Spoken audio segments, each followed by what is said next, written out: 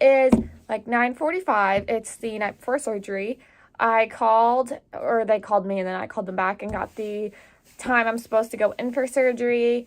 I'm supposed to, like, my arrival time is 9:15, which tells me I'm probably going in either around 10 or 10:30. My guess is more towards 10:30 because I think it'd be a little short for them to be putting me in surgery at 10. I think that's too little amount of time. Pretty much I've been chugging water all day long. I did like a training, I went to the gym and did a training session today, and so I chugged like a body armor after that because that also really dehydrates me. My two big anxieties for tomorrow are, number one, how I'm going to feel after surgery, but I'm also going to be on pain meds. And number two, getting the IV in.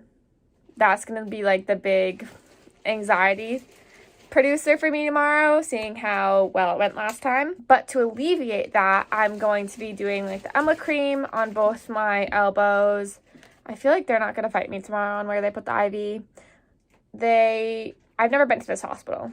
This is a hospital. So like I've said before, I had to go to an ENT in New Hampshire, and I'm in Maine, even though it's like right across the border. So this ENT is obviously associated with a different hospital and not Maine Med, which is where I usually go for everything. So I'm a little nervous of that because I like don't know what to expect because I've never been in this hospital. But I think we're going to get up around 7. It's going to be like an hour drive, an hour, maybe 10 minutes, depending on traffic. And Jacob can't come in with me. Jacob can pretty much only like call them and speak to them over the phone and then pick me up from the parking lot. Like at the main door, he'll like swing around, but he has to sit in the parking lot the whole time. I should be only in there for about an hour, like in surgery. Now, of course, add on like a good 45 minutes to an hour prior to prep me, as well as a half an hour probably PACU experience, maybe a little longer since this is more like, I don't know, traumatizing surgery. Because my tonsils, I want to make sure my tonsils are all good. That is pretty much the gist of it. I'll show you guys, like, I'm going to do my braids like I usually do before surgery so that my hair doesn't get messy. I'll show you guys my outfit tomorrow. My tonsils, I had tonsil stones today, so that was a great reminder as to why I'm getting them out today. Literally just reminded me right then and there. This is why I'm taking those suckers out. I think that's pretty much it. I realized I can't chew the gum in reference to my last video with everything I bought because I think the gum might stick to like my scabs in my throat. I don't think I'm allowed to do that. And then candy is hard shell. It like melts like sweet tart. So I can eat those. And then, oh, I forgot to buy Jell-O. That was the other thing. I wanted Jell-O. So maybe after surgery, if I'm feeling good enough, like I'm going to have to go to Hannaford anyway to get my prescription drugs. They told me pre-op I was supposed to get them today. They never called anything in or like told me. So I'll have to go to Hannaford anyway afterwards. So I might like pop in and see what Jell-O they have, or like I might have Jacob. I'll probably sit in the car and have Jacob send me a pic of like what they have. Oh yeah, and Jacob is the one bringing me tomorrow, not my mom, which will be good. And I think that's pretty much it. We're all ready to go for bed.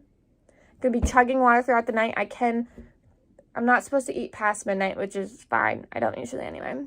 Obviously, I go to bed at 10. And then I wake up a few times throughout the night to usually pee.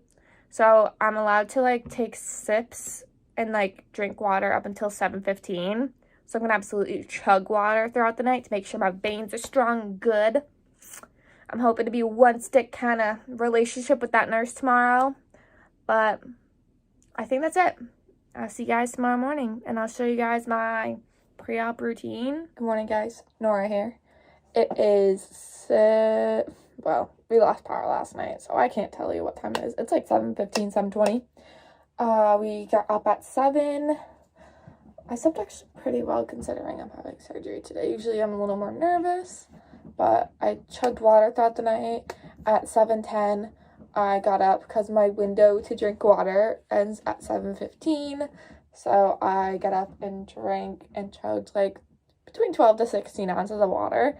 Hoping these veins are popping for later. And I took my earrings out because I'm not allowed to wear earrings to surgery. And last time ended up putting them in my purse, and then I felt like they were gonna not stay in my purse, fall out, and I was gonna lose them.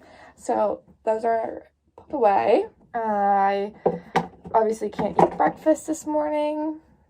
I obviously haven't like done my hair. I think I'm gonna do, I have like it's called a Neomed sinus rinse bottle. Probably a lot of people know what that is if you've had anything to do with your sinuses. I've been using that with budesonide prescribed by this doctor that I'm going to rinse out my nose so I can just like smell a little bit better. Also, if you hear a gnawing noise, that is Gus chewing on his litter box. I have been doing that with budesonide at night just to help me breathe better at night because it's like a steroid, so it kind of clears your passages out and takes away the inflammation. But I usually don't do it in the morning because if I do it twice a day, the budesonide will like burn the back of my like throat. But yeah, I'm gonna do my hair, brush my teeth, just put deodorant on. Can't wear perfume, even though like I don't consider this perfume, but I like putting this on. But you can't wear perfume in hospitals because they're fragrance free. I don't want to make anyone sick. So I think that's pretty much like the gist of it for right now. Oh, my outfit. So I'm doing my like classic comfy outfit. On my bottoms, I'm wearing my just literally black sweatpants that are fleece lined from Adidas. They are my like go-to whenever I'm having surgery or trying to be comfy. And then I just have a just a regular black comfy t-shirt.